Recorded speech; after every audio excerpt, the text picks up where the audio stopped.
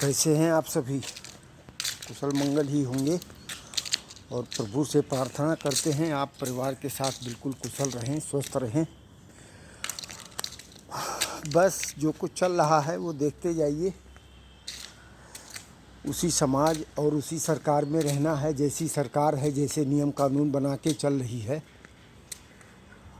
केंद्र और राज्य में सरकारों का तालमेल अगर अच्छा है और समाज के तरीके से है तो आदमी आराम से जी सकता है, चल सकता है।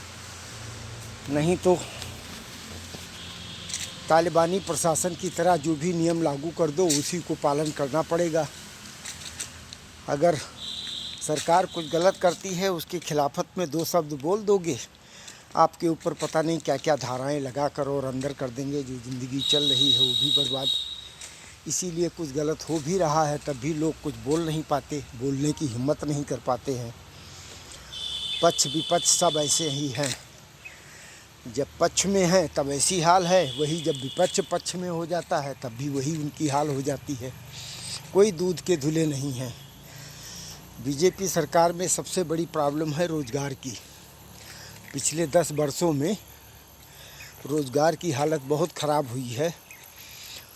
और जो पेपर लीक का सिस्टम है, 27-28 लाख बच्चे 500-500 रुपये, 1000 रुपये का फार्म खरीद कर अपना समय, कीमती समय को बर्बाद करके और परीक्षाएं देते हैं। 24 घंटे के अंदर ही पता लगता है कि परीक्षाएं निरस्त हो गई हैं।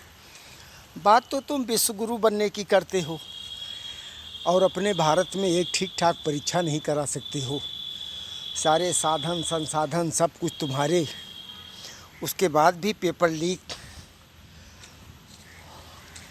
जो कुछ चल रहा है उसी में से ज़िंदगी जीना है और क्या किया जाए।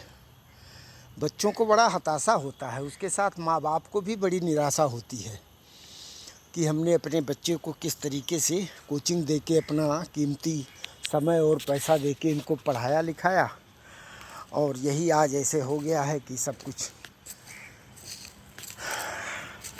दूसरे तरीके से प्रयोग किया जा रहा है।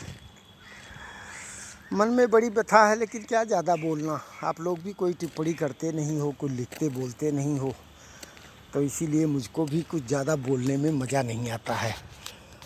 और मैं भी शायद 20-22 दिनों के बाद आप लोगों से दोबारा फिर मुखातिब हो रहा हूँ।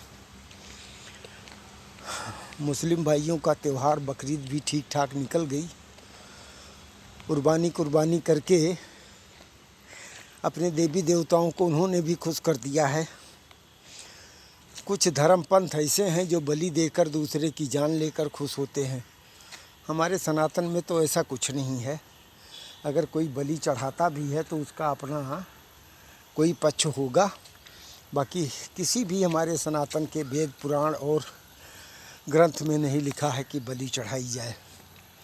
अब रही बात परिवार की। परिवार में लोग आपस में संगठित होकर रह नहीं पाते हैं।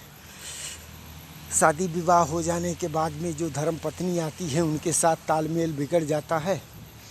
दोनों में से किसी एक का साथ या तो छूट जाएगा या नया विवाद पैदा हो जाएगा। फिर कोर्ट कचहरी में घूमते रहो। सामंजस्य बनाना पड़ता है। पुरुष सोचता है मैं पुरुष प्रधान देश में मैं ही सब कुछ हूँ। महिलाएं सोचती हैं मुझको भी बराबर का अधिकार है, हम ही क्यों झुकें। तो रिश्तों के बीच में कोई भी रिश्ता होगा उसमें जब तक 19-20 की भावना नहीं होगी तब तक नहीं चल पाएगा। सब लोग सोचेंगे हम 21 रहें तब मुश्किल है, नहीं चल सकता है। समय परिवर्तनशील है, उसके साथ बदल जाओ। नहीं बदलते हो तो परेशान हो जाओगी। अपने लड़के बच्चों का ख्याल रखना, अपना ख्याल रखना। गर्मी बहुत ज़्यादा है। अभी हमारे लखनऊ शहर में तो वैसे ही आग बरस रही है। भारत के कुछ भागों में बारिश शुरू हो गई है, बाढ़ तक की नौबत आ गई। लेकिन यहाँ तो अभी सूर्य भगवान ने अपनी पूरी कृपा 47 डिग्री तक बना रखी है। यही है भारत का भूभाग। कहीं ठंडी, कहीं बरसात, कहीं बाढ़ और कहीं आग लगी है। बस अपना ख्याल रखना, ठीक ठाक रहना, स्वस्थ रहने की कोशिश करना, सबसे ज़रूरी यही है। बाहर का खाना पीना बहुत मत खाना।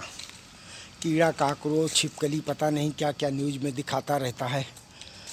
ये सब मत खाओ, कोशिश करो घर का ही नमक रोटी जो मिल जाए वही खा के काम चला लो।